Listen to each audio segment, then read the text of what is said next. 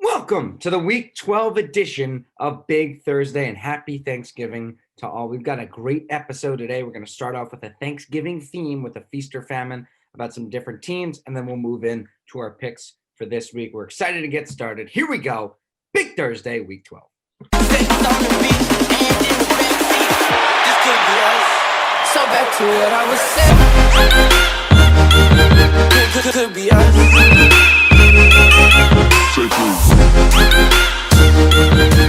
Let's hit our episode, Feast or Famine. Here we go. We're going to break down four things about each, the Raiders, the Cowboys, the Rams, and the Saints. And we're going to see if they're a feast, if we believe in this, or a famine, we don't believe in it. So let's start with the Raiders. Are they a top 5 team in the AFC? Because they had a really good game, and Derek Carr looked really good in that Sunday Night Football game. Yeah, and I think you're right on with 5. I think you have the teams like the Chiefs and the Steelers that are going to be ahead of them. But Derek Carr is like low-key really good. Like, not many people talk about him. He's not the most exciting guy, but he's looking really good. I know he has a above 100 passer rating average across the season, and they have a great running attacks. Josh Jacobs, Devontae Booker getting some carries, mixing it up, making it harder for the defense to predict what they're doing. Obviously, they have Darren Waller, who is great. I think to solidify that role, I think they have it right now. They got to get more in the passing attack, whether that means Henry Ruggs to get more shots downfield. I think they have the potential to lock into that top 5. Right now, they're just teetering on it. Yeah, I'm going to argue that they are a top 5 team, and I think it's not even close right now. You look at the teams in the AFC. We thought the Ravens would be up there. They're not so good. Dolphins, not so good. They lost to the Broncos. You can argue the Bills. You can argue the Steelers, obviously. Then you have Cleveland, who I don't trust because of their quarterback. And then it comes down to about like Tennessee and Indianapolis and Las Vegas. And I'm going to side with Las Vegas here. They have less weaknesses than these other football teams. You look at the Buffalo Bills. They struggle to run the football. The Raiders can run the football really well, have a bullying offensive line. They can throw the football down the field with Henry Ruggs, Nelson Aguilar, and Hunter Renfrow, and then Darren Waller in space, one of the best tight ends in football. And they have a good defense that continues to improve with Max Crosby, Jonathan Abram, Travion Mullen. So they got some pieces there. Yes, they're a young defense, and that is their Achilles heel. But you look at these other defenses that we're talking about. Tennessee, I don't know if their defense is that good because they've struggled against the pass. And I think the Raiders have been better in the pass defense again that compared to Tennessee. So I would argue that they are. They played the Chiefs very well. They're built to beat a Chiefs team. So I don't know how they'll play against other teams, but they beat a Cleveland on the road, which is a very tough task. They've beaten some good teams. So this team has gone on a streak right now. You look at their past couple games, they've gotten better and better. They beat Denver handily. They beat LA, the Chargers handily, Cleveland. I mean, yes, they struggled against the Bucs, but I just like this Raiders team right now, even though I'm going to pick against them this week. And the next one, I know this is dear to your heart with being a Giants fan. Cowboys win the NFC East. What are your thoughts on that? I just can't trust Andy Dalton in this offensive line right now. If they can run the football, yes. But I don't trust this coaching staff. I don't trust this quarterback. I just don't trust it right now. They had one big win and everyone's on Dallas, which I get. But today's going to be a tough task against Washington, which you'll see my pick for later. But I just think there's a lot of variables. Yes, they have the easiest schedule, but does that mean they're the best team to make the division, to win the division? I don't know there. I think the Giants are just more well coached and have a better quarterback right now in Daniel Jones because he can use his legs a little bit more, and he hasn't had as many turnovers in the past couple games. So I'm going to side with the Giants or maybe Philadelphia over Dallas right now just because of the coach and quarterback situations. Yeah, I think one overlooked thing is the running attack. You look at the past 4 weeks, Zeke did nothing. And then all of a sudden, last week, he kind of was emerging into his old self. And Andy Dalton happened to be the quarterback. So we haven't seen enough of Andy Dalton to really make a strong argument either way. But I think it's important that even if you don't trust Andy Dalton 100%, he is definitely making some things happen for Zeke in the running game. Whether that is that they're respecting the receivers more, I don't know. But Zeke's getting some things going. So I would say if he can be on that same pattern of having Zeke-like games like he should have been, I think the Cowboys can win this division.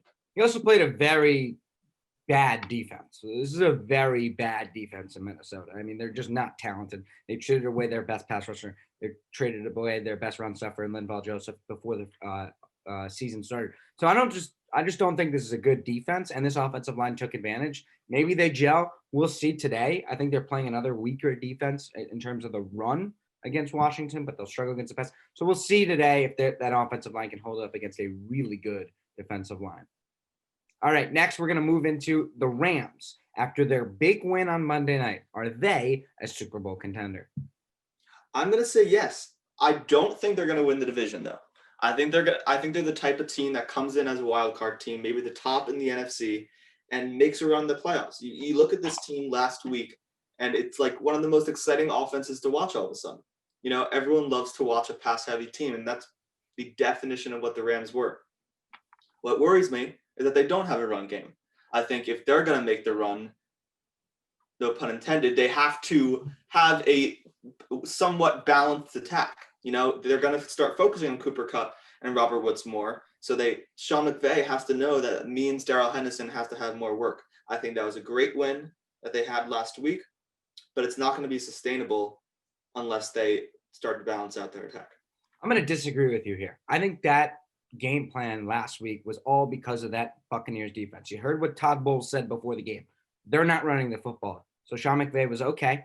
He started on the edge. He started, and it didn't work because those linebackers are very fast. So he said, we're going to pick you apart in zone. And then once you switch the man, we're going to run the football. And that's what they did. And I think Sean McVay is the best offensive coach in the NFC, besides Kyle Shanahan, who doesn't have a chance right now because his whole team's hurt. So you're talking about a coaching advantage in every game in terms of the offensive side.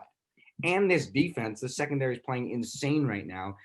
Tom Brady looked confused. He looked awful against this Rams secondary. He threw the pick at the end because this secondary is very good. Jalen Ramsey will lock up your best receiver like he did against Mike Evans. And these other no-name guys are just stepping up. And if they can do that and let Aaron Donald go to work, Michael Brockers, Leonard Floyd's been terrific against the run. This is the best defense along with the Saints in the NFC. So you got the best offensive coach. You got the best one of the best defenses, and you got a better. I'm trusting Jared Goff right now over Drew Brees, even though Jared Goff had that couple picks. He's a better quarterback because he has better weapons and he can throw the ball downfield. Right? If he has time, if Whitworth comes back, this is a team where if Goff can throw the football downfield, teams have to respect the pass so then they can run the ball, and that's exactly what Sean McVay wants to do. They won't face a team like the Bucs with those fast linebackers again. They have the fastest linebackers in football. So I just think that argument of they couldn't run the football, they're playing one of the best run defenses, and they did that on design.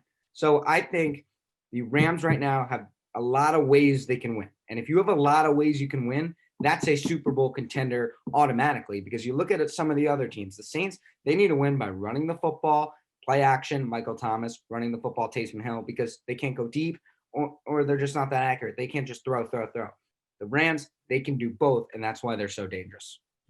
And let's move on to the next one. We just talked about it. Saints with Taysom Hill, are they a Super Bowl contender? So I think no here. So I just don't trust the Saints team because they can't, as I just said, they can't win in multiple ways. They played the Atlanta Falcons. They're one of the worst defenses in football. Yes, they had a great day. And yes, their defense is insane. But Julio Jones was hurt too. So we got to just take the context here, for example. Yes, they played the Bucs very well. And yes, everyone's on these Saints, right? If they have the number one seed, they obviously have the advantage. But I'm going to argue no here if Taysom Hill is the quarterback, because do you trust him down 3 in a big playoff game against Aaron Rodgers or Russell Wilson or a Jared Goff? I don't. So no. That's what it comes down to. I agree with you. It's hard to disagree with that. I feel like when I watched Taysom Hill, it felt out of place. Like it seemed like he was a wide receiver that like played quarterback in high school and like knew how to throw the ball downfield. He had some practice reps because they knew that he could throw the ball, but he didn't seem like a quarterback to me. He seemed like a quarterback. He seemed like a wide receiver that has a good arm, that knows the offense, and then can run when he wants to. That was a perfect example in a clutch situation, down 3 in a 2-minute drill. No way I can trust Taysom Hill in that scenario, especially if that means that they're kind of taking Alvin Kamara down a notch in terms of his usage. I think that's a big part of their offense. And I don't think Taysom Hill is as dangerous as Alvin Kamara. So I think if this Saints' new plan is to use Taysom Hill a lot more than Alvin Kamara was being used, I think that lowers their chances as well. Well, I think they'll change that obviously in the playoffs if that comes down to it because Alvin Kamara's their best player. But I think they're going to win some games just to finish this up. They play Denver. I think they'll win that game. I don't think Denver's that good. They play Atlanta again. They play Philly. So they'll win a couple games. No, 100%. Then they play Kansas City, which will be tough. But then they play Minnesota, Carolina. So they'll win some games with Taysom Hill because they can play their way, right? Run the football, play defense. But once you face a good offense, like if you're down 5 against Kansas City, you just can't trust them.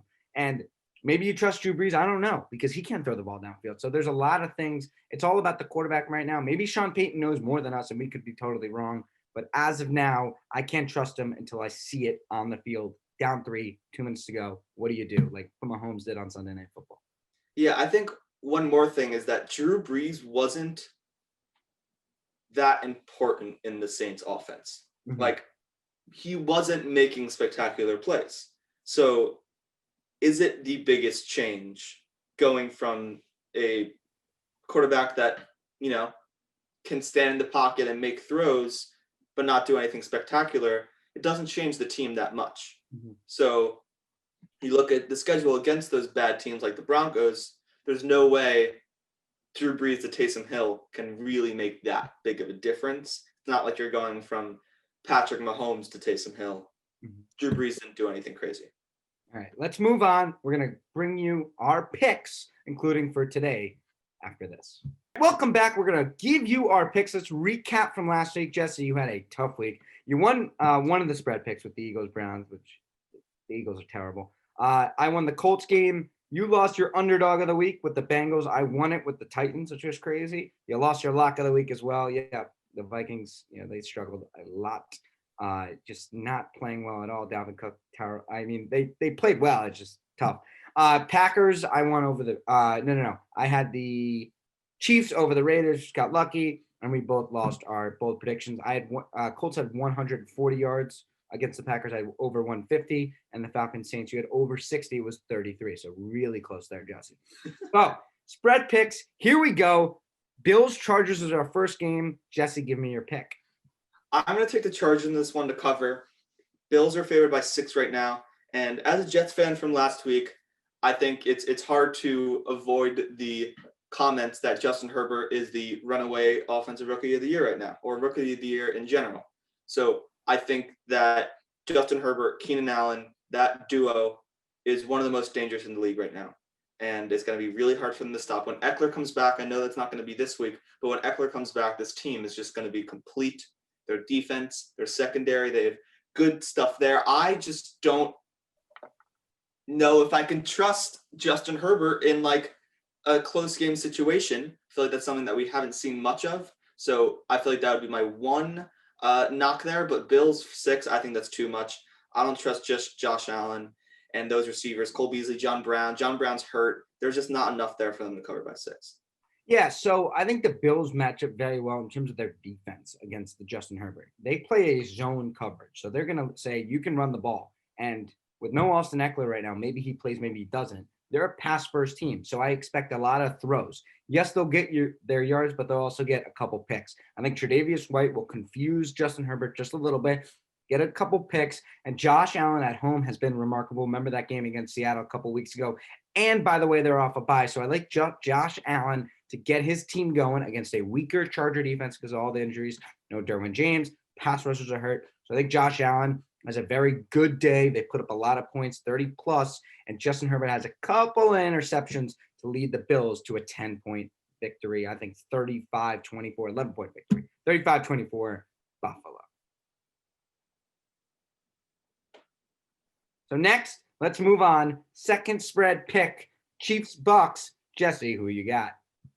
I'm going to take the Chiefs in this one. They're favored by 3.5 right now. Listen, I just don't. I feel like I've said this so many times. Tom Brady against a decent secondary. I'm talking like a top 16 secondary in this league. He looks pathetic. He can't throw the ball downfield. You saw it. I mean, it's clear.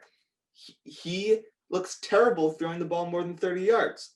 And I think you're going to have to do that against a team like the Chiefs, where they're going to be pressuring you. You're going to be playing from behind.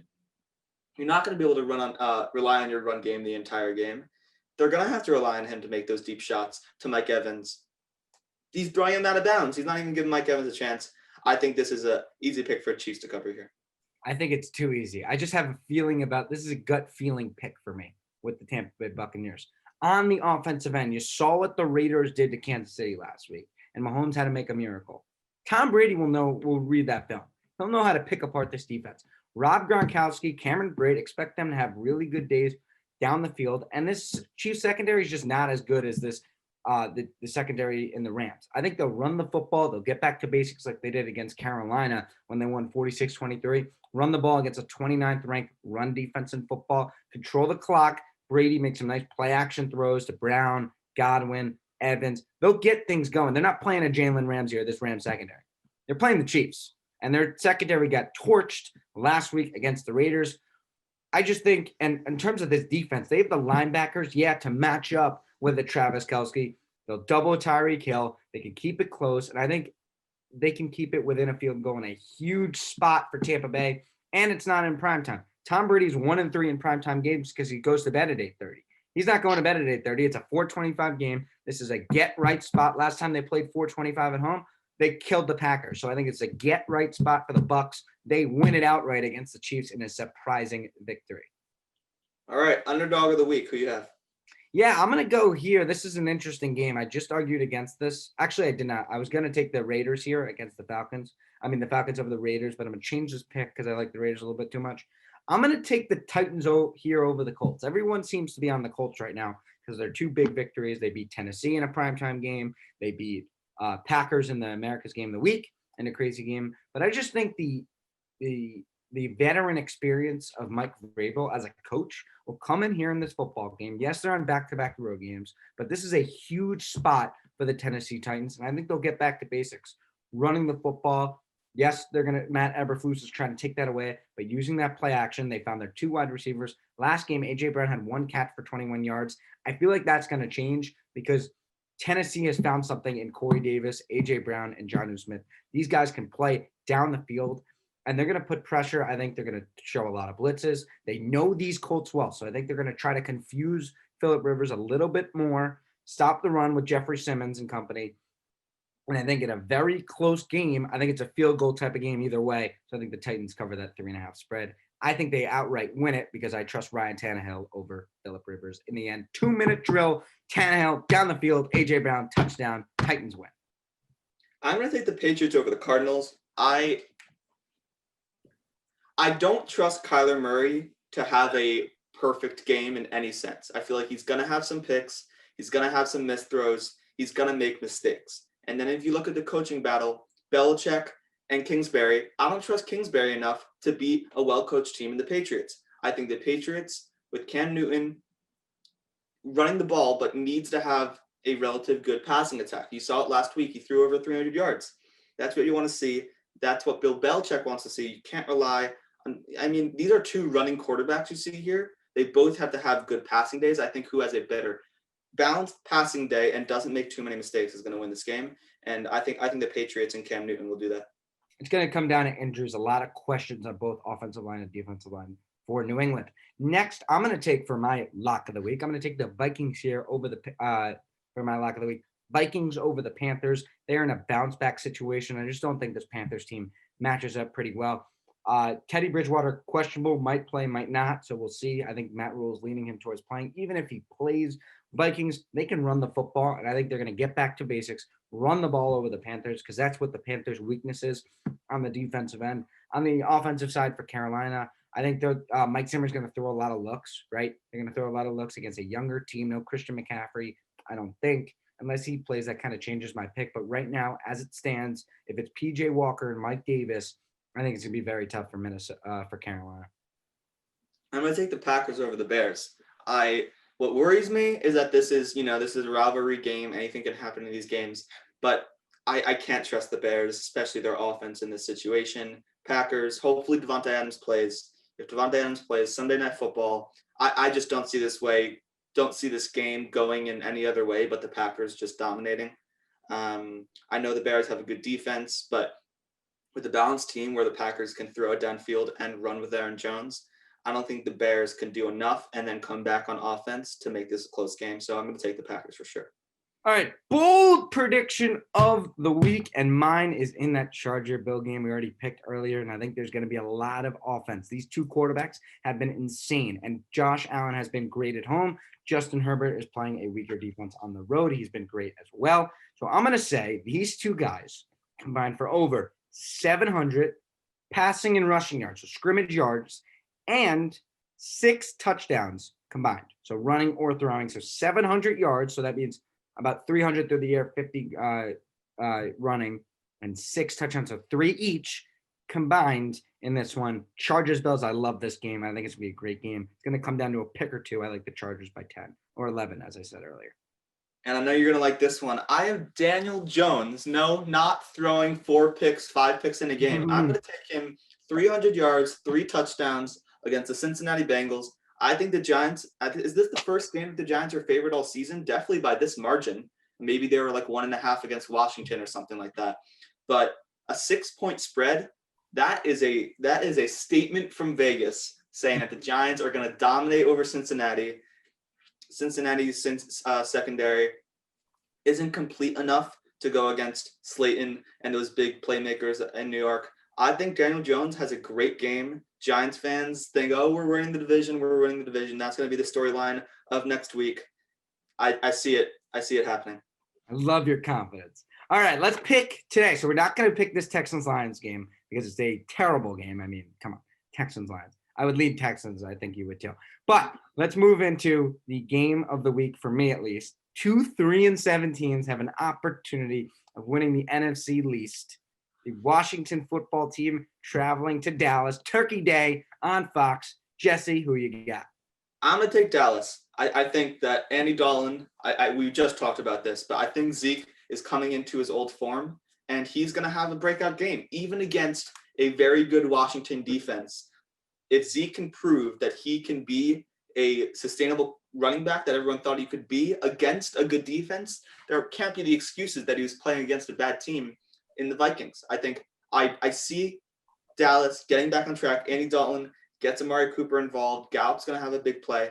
I see them having a balanced offensive attack and doing enough on defense to get the win. So in this game, the last time they played, it was 25-3 Washington. So it was a blowout. Yes, Dalton got hurt in that game. But I just think it's too big of a jump. I think it's an overreaction on Dallas right now. They beat a Minnesota team that does not have a good defensive line. Now they play a real defensive line. Montez Sweat, Chase Young, Jonathan Allen, Payne in the middle. So this is a very good defensive line, and I think they're going to struggle. I think this offensive line is going to struggle. The Washington football team wins the point of attack, and on the offensive side, you've seen Alex Smith 2 weeks in a row move the football down the field. They'll get that run game going. They'll get the passing game going. It's kind of like that Bills-Cowboys game last year when everyone was on the Cowboys. I just think they struggle on Thanksgiving, and in this spot, yes, it's going to be a lot for Washington to sweep, but I think they just match up really well with this Dallas team. +3, it's too many points. I'm taking Washington, and I'm hoping for it too. Let's go Washington. It's a big game for New York. All right, so good show today. Happy Thanksgiving. Enjoy the games today. Hopefully they both are on. I think they're both on as of now. Schefter just tweeted it out. Tough that we don't have our Thanksgiving night game, but enjoy the day. Big Thursday, Week 12 edition. Thank you guys for listening. So back to what I was saying.